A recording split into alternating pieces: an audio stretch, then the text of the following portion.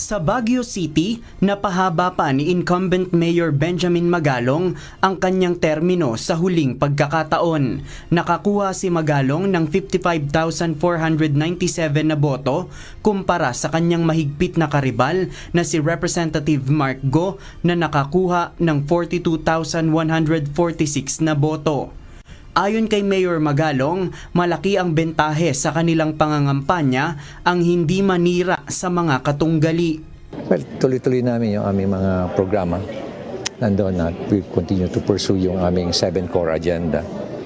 Dahil talagang kailangan talaga nating i-fast track at expedite yung mga programa para talagang masolusyonan yung problema natin sa urban decay. Kasi we have until 2043, kaya kailangan i-lay down namin yung foundation for the next 3 more years para lahat ng mga programa to address itong urban decay will be in place, institutionalized, para kung sino man ang pumalit, talagang matuloy-tuloy ito. Personal naman na nagtungo sa Baguio Convention and Cultural Center si Representative Mark Go upang tanggapin ang pagkatalo at batiin si Magalong sa kanyang pagkapanalo. I'd like to concede already.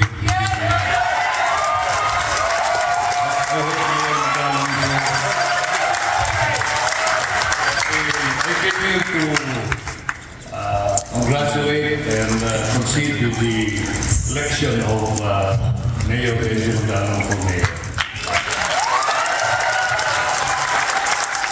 Pasado alas 12 ng tanghali kanina, iprinoklama naman ng Bulacan Board of Canvassers sina Governor Daniel Fernando at Vice Governor Alex Castro na kapwa nakakuha ng mahigit 1 milyong boto. Ito na ang ikatlo o huling termino sa panunungkulan ni Fernando, habang pangalawang termino naman ito ni Alex Castro. So Bulakeños, maraming salamat po. Una ang Diyos, pangalawa ang tao. So thank you, salamat sa inyong pagtangkilik sa amin. Salamat sa malaking botong binigay nyo. Malaki pong utang na loob na po namin sa inyo. At ito po hindi kayang tumbasan ng kahit na anong halaga ng salapi. Salamat at naniwala kayo sa amin. Salamat po. Hindi po tayo gumastos ng pera dito na mag-vote buying. Wala pong vote buying. Bawal po ang vote buying kay Daniel Fernando. Nandito kami to be a public servant.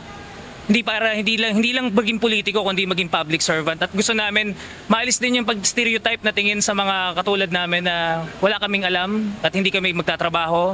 Magpapakyut lang kami dito. Hindi po. Ibahin niyo po ang tambalang Daniel Fernando at Alex Castro. Sa Masbate, napanatili pa rin ng mag-amang ko ang kanilang kapangyarihan sa mga key position. Nagpalit ng pwesto ang mag-amang Antonio Tonico na ngayoy magsisilbing 1st District Representative, habang ang kanyang anak na si Richard Ko ang magiging gobernador sa lalawigan.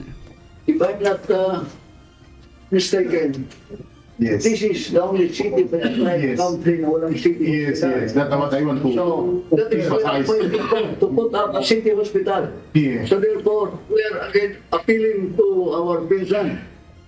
And if we will give an opportunity, Yes. and will win this election for the city mayor, kung pwede, it will be the Apo Bicol who will finance for the construction of hospital. JP Nunez, UNTV, News and Rescue. Diyos ang aming sandigan, serbisyo publiko ang aming pinahahalagahan.